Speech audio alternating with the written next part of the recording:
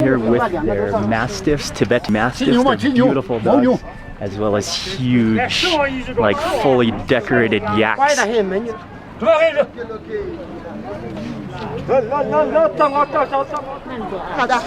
But they do things like put sunglasses on the mastiffs as well. And here's the final viewpoint, the monument, and then overlooking the entire like river valley and villages below.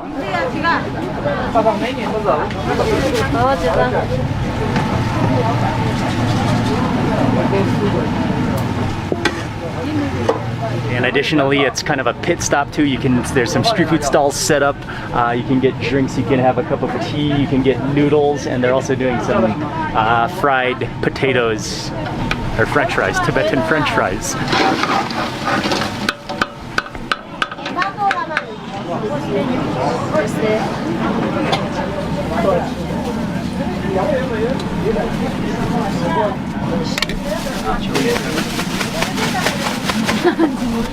I don't know what that seasoning. I think it's that like Tibetan herb or something.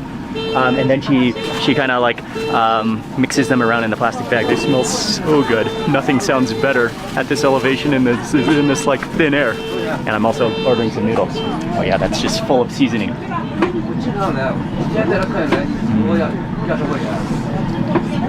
And hot and fresh out of the oil. Oh, that's tasty.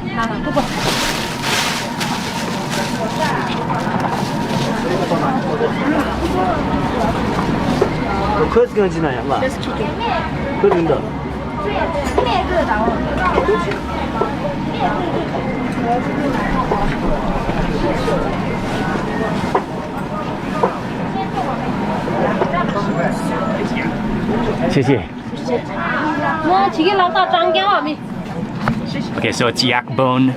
There's noodle she adds in some chili, and that broth looks amazing with the yak bones and some Sichuan pepper in there.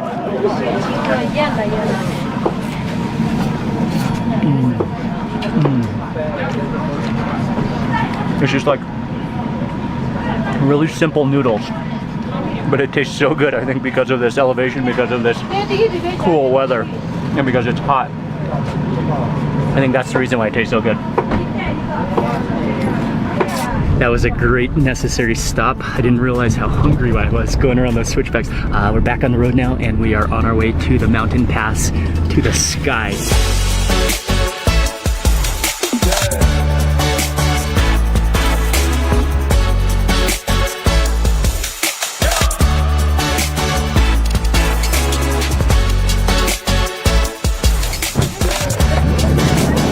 We just arrived at the mountain pass, at the view over Yamdrak Lake. It is unbelievably stunning. You don't want to walk too fast, feel a little bit dizzy. Oh, wow, the views of the lake, just unbelievable.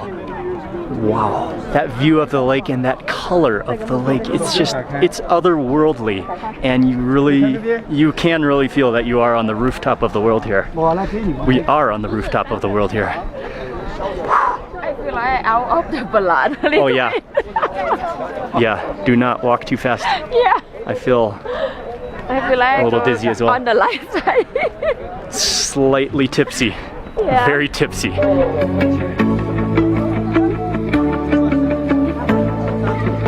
We're driving now down to the bottom of the lake, to the lake. Then we'll be driving along the lake. We'll get another view of the lake, and that's where the village is, somewhere along the lake as well, where we're gonna cook the local Yamdrak Tibetan food.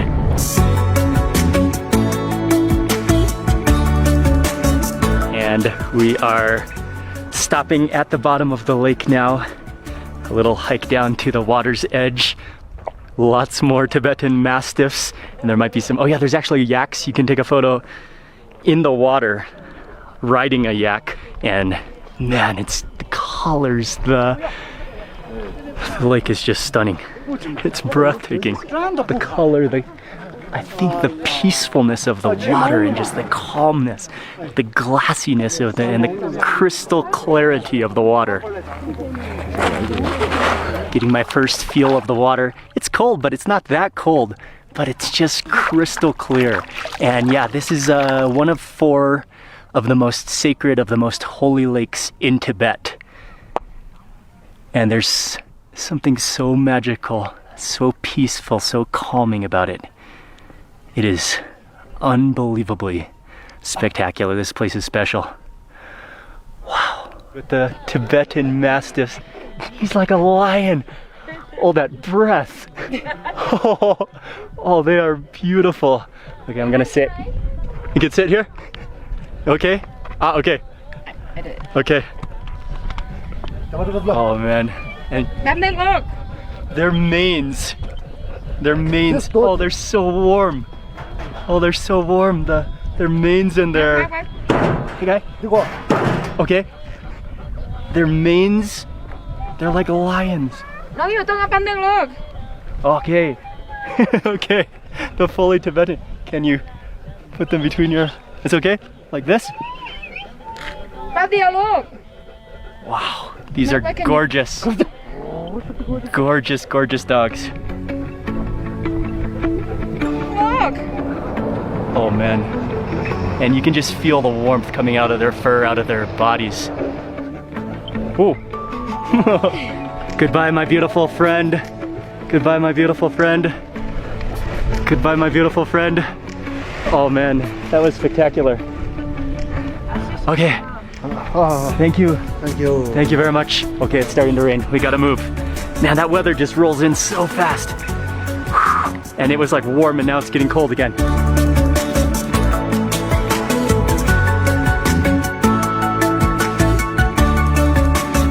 Okay, that was just a 5-minute drive from where we were before. It's still raining, but this is a village literally right on the banks of Yamdrak Lake.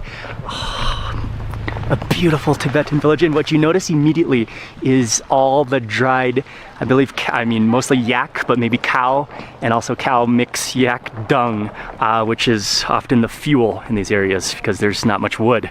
And enter into the house, the courtyard area. Very cool.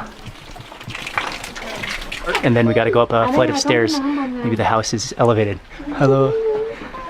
Wow, very nice. Wow.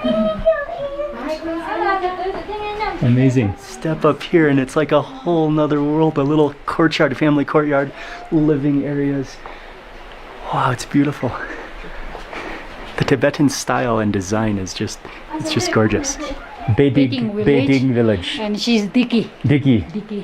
Very nice to meet you. Thank you so much for having us. Yes. Thank you. Man, this place is absolutely beautiful, and this is the indoor living room, the coziness of these Tibetan houses and homes, and it's all like sheep wool, yak wool, blankets and pillows with huge Tibetan cabinets, the colors, the designs. Is it butter tea? She serves sweet tea. Oh, okay. These are some of the best seating sections of anywhere ever. Well, that's a milk tea, and you can taste the milkiness of that. We're gonna do the cooking in here? First, she's going to ready the butter tea. Oh, can I see that? Yeah. You were welcomed with sweet tea, but this is the real Tibetan butter tea. This is the power tea. This is the good stuff. But she takes some of the yak butter, puts it into that. Now she uses a blender before they kind of churned it with tea, with hot water, with salt. I love it. That's yak butter right now. Frothiness. Okay, so first dish that she's gonna make is it's a sampa noodle, so roasted barley noodle with yak meat. And what's the name of the dish again? Zamtuk. Okay. Oh, yak meat goes in. Okay, then on the other side of the kitchen, while the yak meat is boiling, she's also making another thing, which is a type of momo, but it's like a bread, not a dumpling momo. And so that's flour, and she mixes it with it's like the juice that forms on the top of yogurt, so it should be a bit sour, and mixes that with some salt. And that's gonna be another Tibetan bread. And then another dish that she's making is a yak soup. Maybe some bones boiled in there, but she already had that going, that's already boiling away. And then she just put in a bunch of sliced radish. Now radish is one of the only vegetables that's grown in such a high elevation here in Tibetan food. And so radish is very common. But yeah, I mean, typical traditional Tibetan food does not really include vegetables at all because it's just so high in elevation. But radish is available. It grows. And then some big spring onions. I guess they grow at this elevation too. And that's going to boil away. That looks really hearty, really good. 아랑아니야 콘도 또스 제자래 순대 안다 냠진 로런 전주 안다 베스 데 너도 쓰고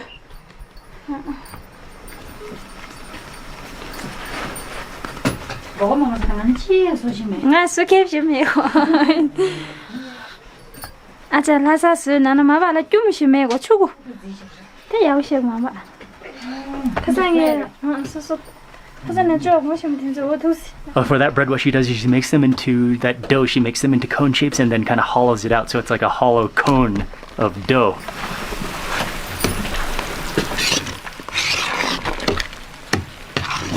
Barley. Tea.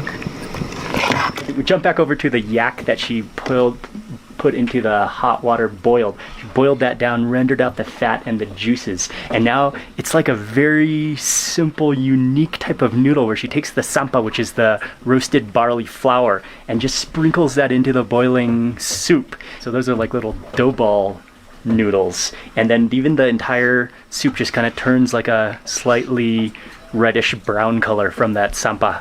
And next she just added in some radish to that soup noodle yak. Okay, so for that bread, she heated up some oil in like a cast iron kind of skillet.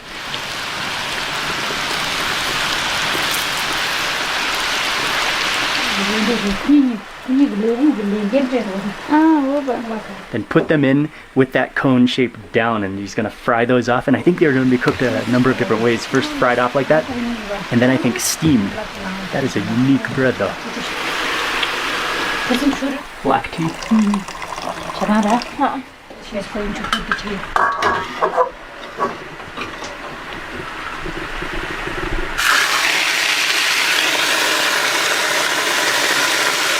Bread even gets more interesting. This is a step I didn't even know was going to happen. But she poured in some hot water, some salt, I believe, and then some black tea, condensed black tea, and then puts that into the fry bread with the oil, and that just smokes up. And then put the cover on. That's going to steam now and fry all at the same time. What a move!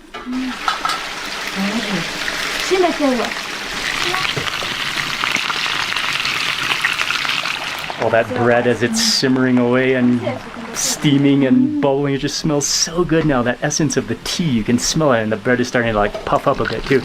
And those breads, they are ready right out of the pan, still sizzling, and it has like brown crunchy crust on the bottom, but then it's like steamed on the top. It smells so good, and they almost look like biscuity.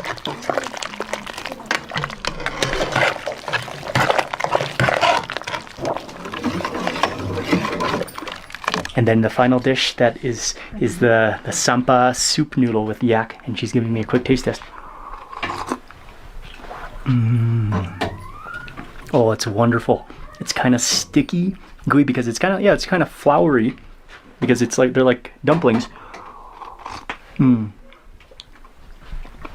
with the yak meat flavor and the radish in there, that's delicious.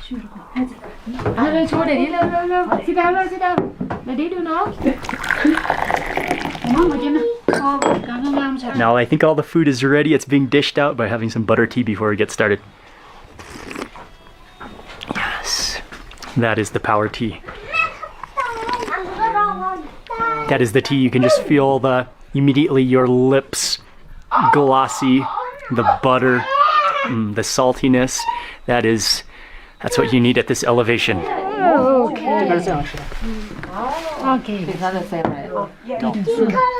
Thank you. Fresh cheese. Yes. Wow. And along with everything else, there's also a fresh cheese. She went into the other room, kind of the storeroom, and reached out of the bucket for this fresh cheese, and they traditionally eat it with sugar. They'll mix it with sugar so it's sweet. Sweet and sour. Wow, that is like cottage cheese. That is juicy. All the food is ready. Oh man, this is ultimate warm, heartwarming food. And since it's already dished out, I'm gonna start with that I tasted in the kitchen right now. It's the sampa, the roasted barley. It is kind of like a porridge, but the little dumpling noodles in there with the radish, with the yak meat that she boiled down. Okay, so the correct way to eat this is to just pick it up and you can just drink it and you're supposed to slurp as well, but that is chunky. The radish, like, it just melts in your mouth. I got a piece of yak fat in that bite. And then the dumplings, or the noodles, which is the sampa, which is roasted barley. They're formed into little, like, noodle dumplings, but at the same time that starch has kind of dissolved into the liquid, so it's thick. That's what you want to be eating at 4,700 meters. Okay, next I'll try some of this bread, and immediately you pick it up. It feels, it's heavy, but it's like spongy on the top and then really crispy hard on the bottom because of the way she seared it and steamed it at the same time. Break it in half first. The different textures of it, yeah. 2 totally, or even 3 different totally textures. And so you can take a bite of the bread.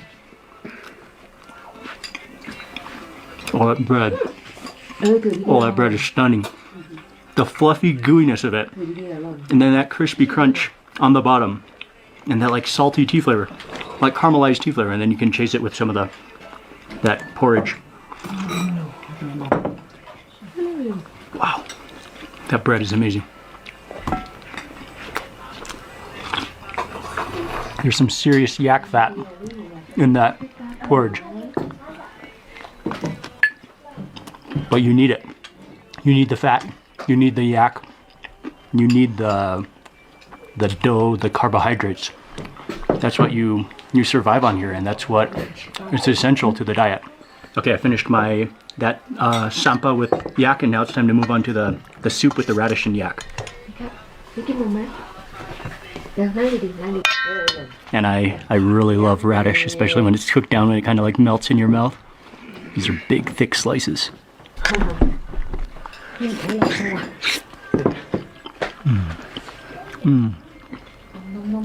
Radish is amazing. Like, it just absorbs all of that broth. That yak bone broth. It's so juicy. It's a nugget of yak meat.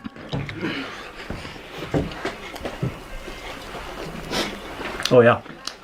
That yak meat is actually really tender because I think she pressure cooked it. I think she cooked it for a long time. That's really solid yak.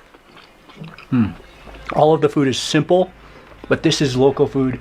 This is Tibetan food, regional Tibetan food from this region of the lake. And it's simple, but it's hearty. It's definitely cooked with love. Ingredients from right here. This is good food. Really good.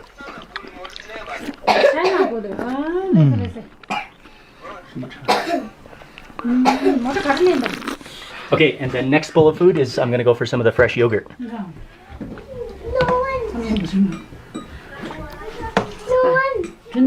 And again, this is not like a after the meal yogurt. I just happen to eat it in this order, but it's part of the main meal, part of the main dish.